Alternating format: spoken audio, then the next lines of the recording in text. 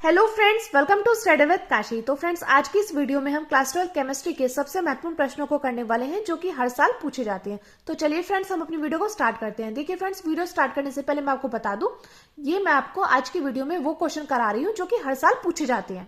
अगर आपने अभी तक ये तैयार नहीं करे हैं तो आप इनको तैयार कर लीजिएगा, वरना आपको बाद में पछताना पड़ेगा, क्योंकि ये वो क्वेश्चन है जो कि हर साल पूछे जाते हैं, यानी कि ट्रेंडिंग क्वेश्चन है। तो देखिए फ्रेंड्स, इसमें हमारा फर्स्ट क्वेश्चन है, निम्नलिखित कारक अभिक्रिया के वेग को कैसे प्रभावित करते हैं। तो हम इस क्वेश्चन में क्या बताना है, इस क्वेश्चन में हमें बताना है कि निम्नलिखित कारक अभिक्रिया के वेग को कैसे प्रभावित करते हैं। फर्स्ट है सांद्रता, सेकंड है ताप और थर्ड है उत्प्रेरक। तो हम यहाँ पर देखिए इसका आंसर लिखते हैं। यहाँ पर हम लिखते हैं अभिकारक की सांद्रता का प्रभाव। क्या लिखते हैं? अभिकारक की सांद्रता का प्रभाव। इसमें हम लिखते हैं निश्चित ताप पर अभिकारकों की सांद्रता बढ़ने से अभिक्रिया का वेग बढ़ता है। तो आपको पता होना चाहिए कि निश्चित ताप पर अभिकारकों की सांद्रता बढ़ने से अभिक्रिया का वेग बढ़ता है, क्योंकि अभिकारक अणु की सांद्रता बढ़ जाने से अणुओं के मध्य टकरों की कुल संख्या बढ़ जाती है। तो आपको यह बात पता होनी चाहिए कि निश्चित ताप पर अभिकारकों की सांद्रता बढ़ने से अभिक्रिया का वेग बढ़ता है, क्योंकि अभिकारक अणुओं की सांद्रता बढ़ जाने से अणुओं के मध्य टकरों की कुल संख्या बढ़ जाती है।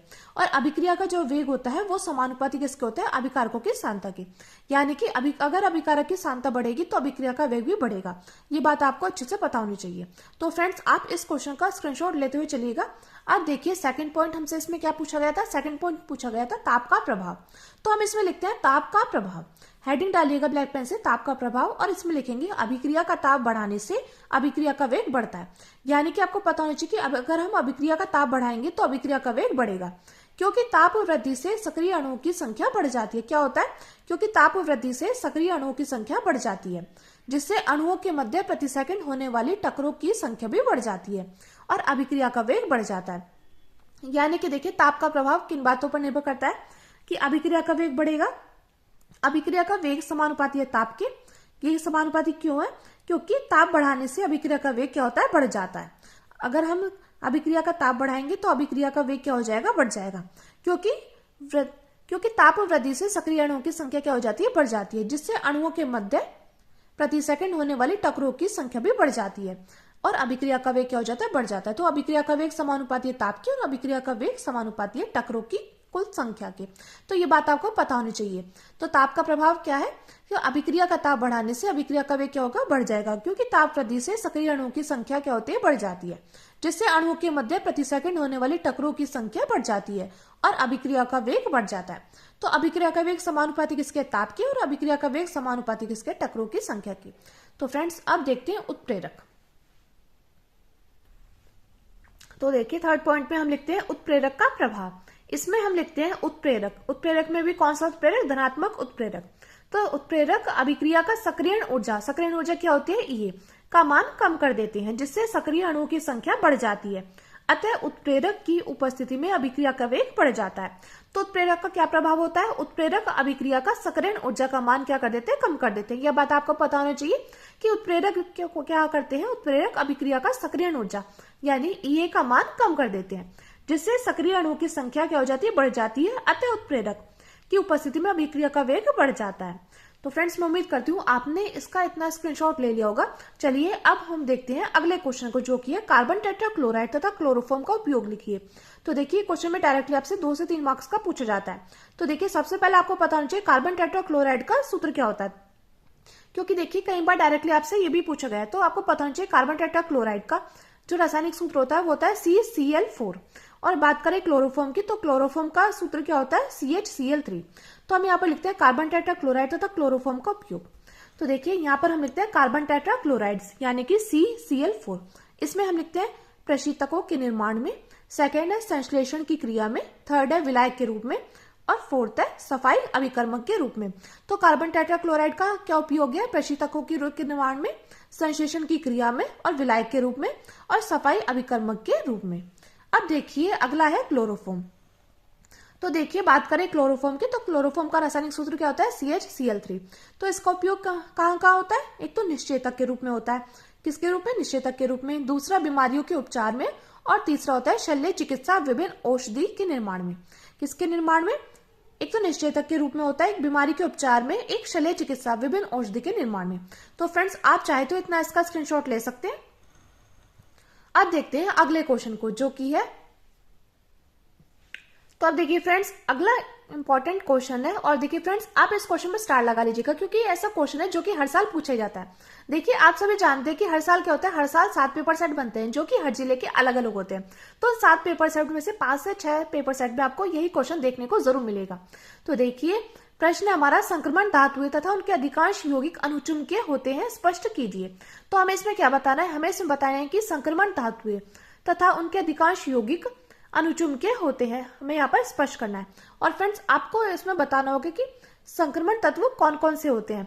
यानी कि मैं आपको ऑप्शन देती हूँ कि संक्रमण तत्व है डी ब्लॉक के तत्व या एफ ब्लॉक के तत्व। ये बात आप कमेंट कर जरूर बताइएगा, इससे आपका रिवीजन अच्छे से हो जाएगा, क्योंकि हमसे डायरेक्टली पूछा जाता है कि संक्रमण तत्व कौन से होते हैं, डी ब्लॉक के तत्व या एफ ब्लॉक के तत्व। तो आपको पता होना चाहिए। तो देखिए, यहाँ पर हमसे क्वेश्चन पूछा गया है, संक्रमण धातुएं तथा उनके अधिकांश यौगिक अनुचुंबकीय होते हैं, स्पष्ट कीजिए। तो हम यहाँ पर लिखते हैं, संक्रमण तत्वों और आयन अयुग्मित इलेक्ट्रॉनों की संख्या का प्रदर्शन करते हैं। क्या करते हैं, जो संक्रमण तत्व होते हैं और आयन अयुग्मित इलेक्ट्रॉनों की संख्या का प्रदर्शन करते हैं, अर्थात अनुचुंबकीय लक्षण का प्रदर्शन करते हैं। इसका कारण यह है कि n-1 इंटू डी उपकोष में प्राय अयुग्मित इलेक्ट्रॉन होते हैं। जब इसमें अयुग्मित इलेक्ट्रॉन नहीं होते तो उस दशा में इनके आयन क्या होंगे, प्रतिचुंबकीय गुण दर्शाते हैं। तो देखिए, जो संक्रमण धातु होते हैं उनके अधिकांश यौगिक अनुचुंबकीय होते हैं, हमें यहाँ पर बताना था। तो हमें यहाँ पर लिखा है कि संक्रमण तत्व और आयन अयुग्मित इलेक्ट्रॉनों की संख्या का प्रदर्शन करते हैं, अर्थात अनुचुंबकीय लक्षण का प्रदर्शन करते हैं। इसका कारण यह है कि n-1 इंटू डी उपकोष में प्राय अयुग्मित इलेक्ट्रॉन होते हैं। तो इसका कारण क्या है, मेन कारण जो है, मेन कारण आपको पता होना चाहिए कि इसका कारण यह है कि n-1 इंटू डी उपकोष में प्राय अयुग्मित इलेक्ट्रॉन होते हैं, और जब इसमें अयुग्मित इलेक्ट्रॉन नहीं होते तो उस दशा में इनके आयन प्रतिचुंबकीय गुण दर्शाते हैं, जैसे कि आप यहाँ पर देख पा रहे हैं। अब देखिए, मैंने यहाँ पर आपको एग्जाम्पल के माध्यम से समझाया है।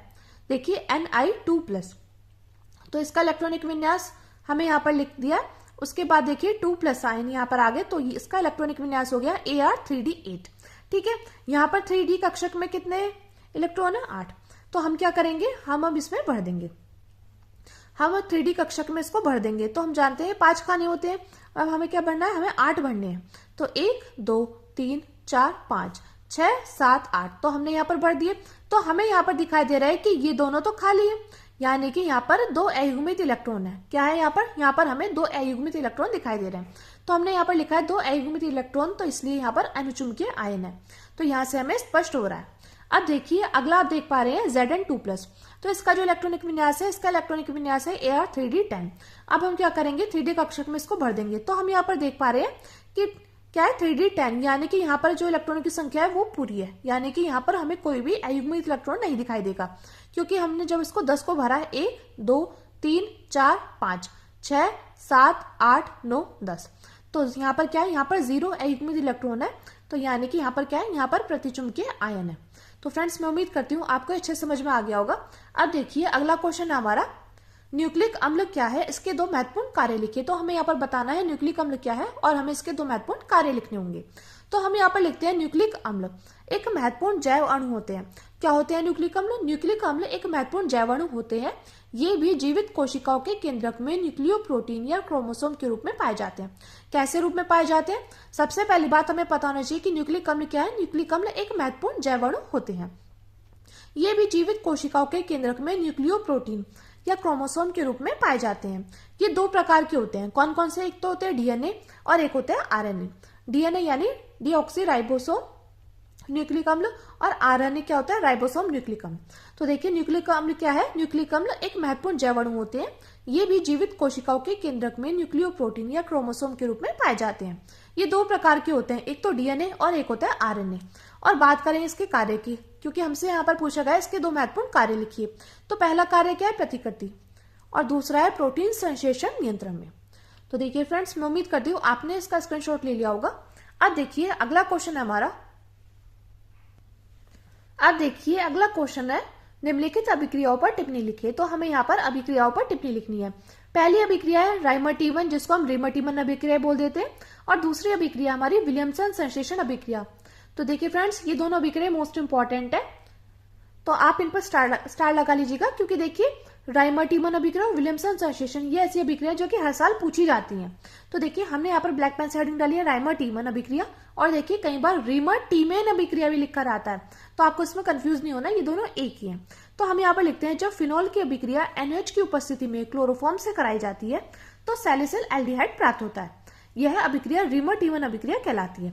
क्या है इसमें, जब फिनॉल की अभिक्रिया NH की उपस्थिति में क्लोरोफॉर्म से कराई जाती है तो सैलिसाइल्डिहाइड प्राप्त होता है। तो यह अभिक्रिया रिमर टीमन अभिक्रिया कहलाती है। तो हम यहाँ पर क्या करेंगे, हम यहाँ पर फिनॉल की अभिक्रिया किसके साथ कराएंगे, क्लोरोफॉर्म के साथ और सोडियम हाइड्रोक्साइड के साथ। ठीक है, तो फिनॉल क्या होता है, फिनॉल होता है हमारा बेंजीन रिंग पर OH। ये क्या है, ये है हमारा फिनॉल, ये बेंजीन रिंग और इस पर OH। तो इसका नाम हम यहाँ पर नीचे मेंशन कर देंगे। तो इसका नाम है यहाँ पर फिनॉल। क्या है यहाँ पर, इसका नाम है फिनॉल। ठीक है फ्रेंड्स, तो देखिए बेंजीन रिंग पर OH को क्या बोलते हैं, फिनॉल। अब फिनॉल की क्रिया किसके साथ कराएंगे, एक तो हम कराएंगे क्लोरोफॉर्म के साथ। क्लोरोफॉर्म का जो सूत्र होता है वो होता है CHCl3। अब इसके नीचे हम नाम जरूर मेंशन करेंगे और आपको भी अपनी बोर्ड एग्जाम की कॉपी में ऐसे ही लिख कर आना है, तभी आपको पूरे में से पूरे मार्क्स मिलेंगे। तो देखिए फिनॉल की अभिक्रिया हमने क्लोरोफॉर्म के साथ और किसके साथ कराएंगे, और कराएंगे सोडियम हाइड्रोक्साइड के साथ। तो यहाँ पर हम क्या करेंगे, इसको हम गर्म कर देंगे, यानी कि इसको हीट करा देंगे। तो देखिए हमारा क्या प्राप्त हो जाएगा। तो देखिए हमने यहाँ पर देखा है, यहाँ पर देखिए क्लोरीन कितने, 3 है। तो हमें क्या करना होगा, हमें यहाँ पर NaOH के कितने अणु लेने होंगे, 3 अणु लेने होंगे, जिससे कि 3Na के साथ क्या चला जाए, Cl चला जाए। ठीक है फ्रेंड्स, तो यानी कि हमने यहाँ पर क्या किया है, हमने यहाँ पर NaOH के ले लिए 3 अणु। तो यहाँ पर क्या हो जाएगा, यहाँ पर 3NaCl। ठीक है फ्रेंड्स, मैं उम्मीद करती हूँ आपको इतने अच्छे समझ में आ गया होगा। और हमारा क्या बनकर तैयार हो जाएगा, और बनकर तैयार हो जाएगा सैलिसिल एल्डिहाइड। तो देखिए यहाँ पर आपको दिखाई दे रहा है, ये है फिनॉल। तो देखिए फिनॉल ऐसा कैसे रहेगा, ये है फिनॉल। ठीक है, अब बेंजीन रिंग पर OH, ये था फिनॉल। अब देखिए यहाँ से हम क्या करेंगे, यहाँ से हम CHO यहाँ पर ऑर्थो पोजिशन पर लगा देंगे। आपको ये बात तो पता होगी कि ये होती है ऑर्थो पोजिशन, ये होती है मेटा पोजिशन, ये पैरा पोजिशन, और ये मेटा पोजिशन, ये ऑर्थो पोजिशन। तो यहाँ पर हम ऑर्थो पोजिशन पर CHO लगा देंगे। तो ये हमारा क्या बनकर तैयार हो जाएगा फ्रेंड्स, ये हमारा बनकर तैयार हो जाएगा सैलिसैल्डिहाइड। क्या बनकर तैयार हो गया, ये हमारा बनकर तैयार हो गया सैलिसिल एल्डिहाइड। क्या बनकर तैयार हो गया है, ये हमारा बनकर तैयार हो गया है सैलिसिल एल्डिहाइड। ठीक है फ्रेंड्स, और देखिए और हमारा क्या बनकर तैयार हो जाएगा, आपने यहाँ पर देखा, हमने यहाँ पर फिनॉल की क्रिया क्लोरोफॉर्म के साथ करा दी और सोडियम हाइड्रोक्साइड के साथ करा दी, तो 3NaCl तो निकल गया। अब क्या बचा, यहाँ पर देखिए फिनॉल था, फिनॉल बन गया, और CH ये बचा था, और यहाँ से हमने एक O और ले लिया। तो यहाँ पर क्या बचा, यहाँ पर हमारे बचे हैं, यहाँ पर आ जाएगा 2H2O, यानी कि जल के कितने अणु, जल के 2 अणु। तो फ्रेंड्स मैं उम्मीद करती हूँ आपको अच्छे समझ में आ गया होगा। अब देखिए अगली अभिक्रिया हमारी विलियमसन संश्लेषण अभिक्रिया, जो कि मोस्ट इंपॉर्टेंट है, और देखिए डाईएथिल ईथर बनाने की प्रयोगशाला विधि में भी इसका उपयोग होता है। तो देखिए विलियमसन संश्लेषण अभिक्रिया में क्या होता है, सोडियम एथॉक्साइड की अभिक्रिया एथिल आयोडाइड से कराने पर डाईएथिल ईथर बनता है। यह अभिक्रिया विलियमसन संश्लेषण अभिक्रिया कहलाती है। तो विलियमसन संश्लेषण अभिक्रिया क्या है, सोडियम एथॉक्साइड की अभिक्रिया एथिल आयोडाइड से कराने पर एथिल डाईएथिल ईथर बनता है। यह अभिक्रिया विलियमसन संश्लेषण अभिक्रिया कहलाती है। तो देखिए सोडियम एथॉक्साइड, सोडियम एथॉक्साइड क्या होता है, ये होता है C2H5ONa। इसको क्या बोलते हैं, इसको बोलते हैं सोडियम एथॉक्साइड। क्या बोलते हैं फ्रेंड्स, इसको बोलते हैं सोडियम एथॉक्साइड, और हम यहाँ पर लिख भी देते हैं सोडियम एथॉक्साइड, C2H5ONa, इसको बोलेंगे सोडियम एथॉक्साइड। ठीक है, अब इसकी हम क्रिया किसके साथ कराएंगे, एथिल आयोडाइड के साथ करा देंगे, और एथिल आयोडाइड क्या होता है, C2H5I, इसको बोलते हैं हम एथिल आयोडाइड। तो सोडियम एथॉक्साइड की अभिक्रिया हम एथिल आयोडाइड के साथ करा देंगे, तो हमारा क्या बनकर तैयार हो जाएगा, हमारा बनकर तैयार हो जाएगा डाईएथिल ईथर। और हम जानते हैं डाईएथिल ईथर का फॉर्मूला क्या होता है, C2H5, इसको क्या बोलते हैं, इसको हम बोलते हैं डाईएथिल ईथर। क्या बोलते हैं, डाईएथिल ईथर। क्या बोलते हैं फ्रेंड्स, इसको बोलते हैं हम डाईएथिल ईथर। अब देखिए हमने यहाँ पर क्या किया, हमने यहाँ पर C2H5O और यहाँ से C2H5 ले लिया, तो यहाँ पर क्या बचा, Na बचा, और यहाँ पर बचा I, तो ये बन जाएगा सोडियम आयोडाइड। क्या बन जाएगा, NaI, इसको हम बोलेंगे सोडियम आयोडाइड। तो फ्रेंड्स मैं उम्मीद करती हूँ आपको अच्छे समझ में आ गई होगी, और फ्रेंड्स मैंने आपको यहाँ पर पॉइंट टू पॉइंट समझाए हैं। और फ्रेंड्स मैंने आपको यहाँ पर जितने भी क्वेश्चन कराए ना, ये मोस्ट इंपॉर्टेंट है, जो कि हर साल पूछे जाते हैं। अगर आपने इनको तैयार नहीं किया ना, तो आपको बाद में पछताना पड़ेगा। तो इसलिए अभी भी टाइम है, आप इनको अच्छे से तैयार कर लीजिएगा। अब देखिए नेक्स्ट क्वेश्चन है हमारा। तो देखिए नेक्स्ट क्वेश्चन है हमारा, एक प्रथम श्रेणी की अभिक्रिया 10 मिनट में 20% पूर्ण होती है, उसके 75% पूर्ण होने में लगने वाले समय की गणना कीजिए। तो एक क्वेश्चन डायरेक्टली हमसे 4 मार्क्स का पूछा जाता है, जो कि मोस्ट इंपॉर्टेंट और हर साल पूछा गया है, तो आपको इसको अच्छे से तैयार कर लेना है। तो देखिए इसमें हमसे क्या बोला गया है, एक प्रथम श्रेणी की अभिक्रिया 10 मिनट में 20% पूर्ण होती है, उसके 75% पूर्ण होने में लगने वाले समय की गणना कीजिए। तो हम यहाँ पर लिखते हैं प्रथम कोटि की अभिक्रिया के लिए वेग स्थिरांक का व्यंजक क्या है, k is equal to 2.303 upon T into log base 10 a upon a minus x. ये हमारा क्या है, ये हमारा प्रथम कोटि की अभिक्रिया के लिए वेग स्थिरांक का सूत्र है। ठीक है फ्रेंड्स, अब देखिए यहाँ पर क्या है, यहाँ पर a क्या है, a हमारी प्रारंभिक सांद्रता क्या है, a क्या है, a है हमारी प्रारंभिक सांद्रता, प्रारंभिक a हमारी यहाँ पर प्रारंभिक सांद्रता है। ठीक है, a है यहाँ पर प्रारंभिक सांद्रता, और a माइनस एक्स क्या है, ये हमारी t समय बाद सांद्रता क्या है, t समय बाद सांद्रता। ठीक है फ्रेंड्स, तो a क्या है यहाँ पर, a हमारी प्रारंभिक सांद्रता, a माइनस एक्स क्या है, t समय बाद सांद्रता है। ठीक है, तो देखिए सबसे पहले हमें क्या करना होगा, सबसे पहले हमें ये लाइन पढ़नी है, एक प्रथम श्रेणी की अभिक्रिया 10 मिनट में 20% पूर्ण होती है, यानी कि इसको हम बोलेंगे केस नंबर 1, यानी कि ये हमारी केस नंबर 1 है। ठीक है, तो यहां पर हमें समय कितना दिया गया है, 10 मिनट। तो यहां पर जो t कितना दिया गया है, ये दिया गया हमें 10 मिनट। ठीक है, जो हमें दिया गया है वो बात हमने यहां पर लिख दी है। उसके बाद हमें t 10 मिनट में 20% पूर्ण होती है, तो सबसे पहले हमें क्या करना होगा, सबसे पहले हमें प्रारंभिक सांद्रता माननी होगी। तो हम यहां पर लिखते हैं प्रारंभिक सांद्रता, प्रारंभिक सांद्रता। तो प्रारंभिक सांद्रता क्या है, प्रारंभिक सांद्रता यानी कि A, ये कितनी है 100, ये हमने मान लिया है कि प्रारंभिक सांद्रता, क्योंकि यहाँ पर लिखा है ना कि एक प्रथम श्रेणी की अभिक्रिया 10 मिनट में 20% पूर्ण होती है, तो प्रारंभिक सांद्रता क्या है 100 मान ली हमने। अब देखिए, अब A माइनस एक्स यानी कि t समय बाद सांद्रता, तो हो जाएगा 20 में से ये कितनी में माइनस करनी होगी, ये हमें करनी होगी 20% पूर्ण हो जाती है, तो हमें 20 माइनस करनी होगी। तो हमारी t समय बाद सांद्रता कितनी निकल कर आ जाएगी, ये आ जाएगी 80। अब हम लोग क्या करेंगे, अब हम लोग ये जो मान हमारे आए हैं ये हम क्या करेंगे, इस सूत्र में रख देंगे। तो देखिए ये हमारा सूत्र है, k इजिकल टू 2.303 अपॉन में हमें क्या करना होगा, t यानी कि समय लिखना होगा, तो यहाँ पर आ जाएगा अपॉन t। ठीक है, log बेस 10। और देखिए अब a की जगह क्या कर देंगे, प्रारंभिक सांद्रता कितनी है 100। ठीक है, उसके बाद देखिए t समय बाद सांद्रता a माइनस एक्स यानी कि t समय बाद सांद्रता कितनी आ गई 80। तो देखिए इस जीरो से ये जीरो कैंसिल हो जाएगा, तो यहां पर क्या आ जाएगा, यहां पर आ जाएगा हमारा k इजिकल टू 2.303 अपॉन में 10 log बेस 10 अपॉन 8। ठीक है फ्रेंड्स, अब देखिए हमें यहां पर दिखाई दे रहा है कि हमारा एक फॉर्मूला भी तो बन रहा है ना, log m अपॉन n का। तो ये जो फॉर्मूला होता है log m minus log n के बराबर होता है। ठीक है, हम सभी जानते हैं ये हमारा फॉर्मूला है log m अपॉन n का, तो इसके बराबर क्या होगा log m minus log n। तो हम क्या करेंगे, यहां पर हम इस सूत्र को रख देंगे, यानी कि इतने की जगह हम रख देंगे log m minus log n। तो ये आ जाएगा k इजिकल टू 2.303 अपॉन में 10, ये आ जाएगा log 10 माइनस log 8। ठीक है फ्रेंड्स, अब हम सभी जानते हैं log 10 का मान कितना होता है, 1 होता है। और देखिए log 8 का मान आपको वहां पर बोर्ड एग्जाम में मेंशन किया होगा। ठीक है, तो log 8 का मान कितना होता है, ये होता है 0.9030। तो देखिए जब हम यहां पर देखिए 2.303 अपॉन में 10, तो जब हम एक में से इसको माइनस करेंगे तो कितना आ जाएगा, ये आ जाएगा हमारा 0.097। ठीक है, ये निकल कर आ गया, तो हम क्या मान लेंगे, हम मान लेंगे इसको अपनी समीकरण 1। ठीक है, क्या मान लेंगे, समीकरण 1 मान लेंगे। अब हम यहां पर लिखेंगे सेकंड केस, ये केस नंबर सेकंड। ठीक है, केस नंबर सेकंड में हमसे क्या बोला गया था, तो एक बार क्वेश्चन को फिर से पढ़ते हैं।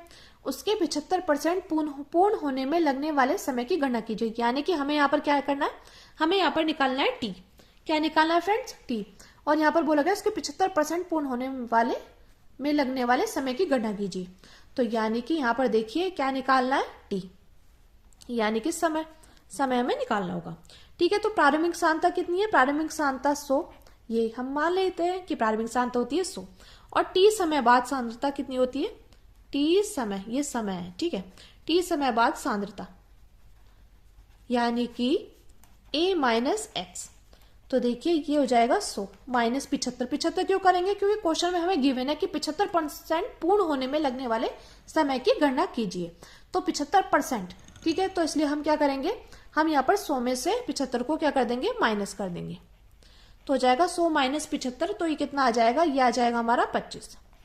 अब हम लोग क्या करेंगे, अब ये जो वैल्यूज आई है ना, अब ये हम क्या कर देंगे, इस सूत्र में रख देंगे। किस सूत्र में रख देंगे, तो इस वाले सूत्र में हम क्या कर देंगे, ये वैल्यूज रख देंगे। तो चलिए देखते हैं।